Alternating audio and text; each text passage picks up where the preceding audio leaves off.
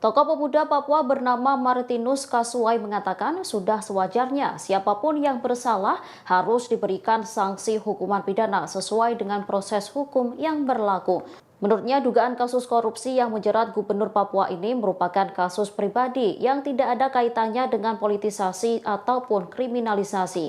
Ia lantas tegas mengatakan tak ada masyarakat yang kebal hukum di Indonesia, meskipun orang tersebut memiliki jabatan berpengaruh di pemerintahan.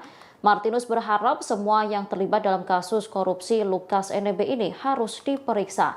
Apabila ditemukan kesalahan, wajib mendapatkan hukuman, serta sebaliknya akan dibebaskan apabila tidak terbukti bersalah. Ia mengimbau kepada seluruh masyarakat Papua untuk mengerti bahwa semua ini ada proses hukum yang berlangsung, sehingga tidak ada yang boleh mengganggu atas dasar kepentingan tertentu.